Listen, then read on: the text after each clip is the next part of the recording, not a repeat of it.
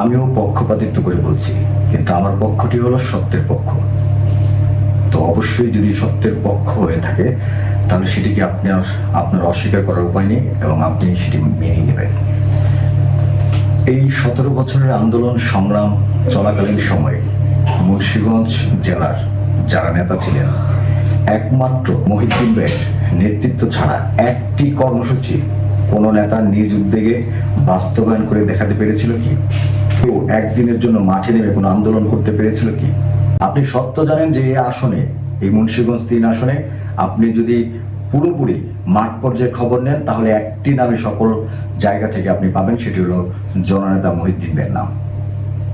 ধলেশ্বরী পদ্মা মেঘনার দুই পারের যিনি ধানের শীষের আবাদ করেছেন, যে নেতা কিংবদন্তি নেতা জননেতা আলহাজ আব্দুল হাই, তার অসুস্থ হওয়ার পরবর্তীতে যিনি শুধু আব্দুলের ভাই হিসেবেই নয়, নিজের রাজপথে থেকে আন্দোলন সংগ্রামে দলের সর্বোচ্চ দুঃসময়ে দলের জন্য নিজেকে প্রমাণ করেছেন তিনি কতটা যোগ্য, কতটা দক্ষ এবং এই নেতৃত্বের জন্য তিনি কতটা উপযুক্ত।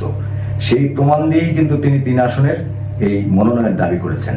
শুধু আব্দুলের ভাই হিসেবে তিনি হয়তোবা তার পরিচিতিটা অনেক বেশি পেয়েছেন, কিন্তু মাঠ পর্যায়ে তার দক্ষতা, এই দীর্ঘ সময় আন্দোলন সংগ্রামে নেতৃত্ব দেওয়ার যে সক্ষমতা, সেটি কিন্তু তাকে আলাদাভাবেই মানুষের কাছে গুরুত্বপূর্ণ করে তোলে। কার নেতৃত্বে মুন্সিগঞ্জে বিগত আন্দোলন সংগ্রামগুলো হয়েছে? যে নেতা যদি নেতৃত্ব না দিতেন তাহলে মুন্সিগঞ্জে কোনো আন্দোলন সংগ্রামে নেতৃত্ব দেওয়ার মতো একজন নেতাকে খুঁজে পাওয়া যেত না। আমার একটি পক্ষ থাকতেই পারে, কিন্তু আমার সেই পক্ষটি যদি সত্যের পক্ষ হয় তাহলে আপনি তাকে অস্বীকার করতে পারেন না। আমার একটি নেতার প্রতি আনুগত্য থাকতেই পারে, কিন্তু আমার সেই নেতা যদি সত্যিকারের যোগ্য হয়ে থাকে, যোগ্যতার প্রমাণ দিয়ে থাকে, তাহলে আপনি তাকে অস্বীকার করতে পারবেন না। আমি যা বলছি তা সত্য কিনা সেই সত্যকে আপনি গ্রহণ করুন। আমার সব কথাকে গ্রহণ করতে হবে এমন কোনো কথা নেই, কিন্তু সত্যকে আপনি কখনো অস্বীকার করতে পারবেন না।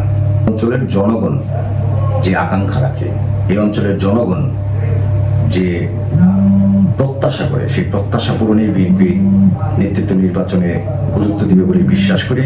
দেশনায়ক তারেক রহমান আমাদের সেই আকাঙ্ক্ষাকে উপলব্ধি করেন, সেই আকাঙ্ক্ষাকে উপলব্ধি করেন বলে বিশ্বাস রাখি। আমি ব্যক্তিগতভাবে কাউকে বড় বা কাউকে ছোট করতে চাচ্ছি না।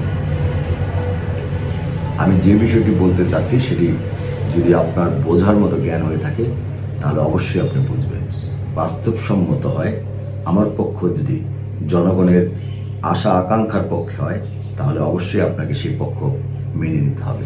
আমাকে কোনো পক্ষে ফেলে আপনি চিন্তা করেন তাহলে অবশ্যই আমি কোনো পক্ষের কথাই বলছি, এবং আমি এমন পক্ষের কথা বলছি যে পক্ষ এই অঞ্চলের 80% মানুষ সেই পক্ষের কথাই বলবে। এই পক্ষ আমার একার পক্ষ নয়, এই পক্ষ জনগণের পক্ষ। তাই এই পক্ষকে আপনি কখনো উপেক্ষা করতে পারবেন না।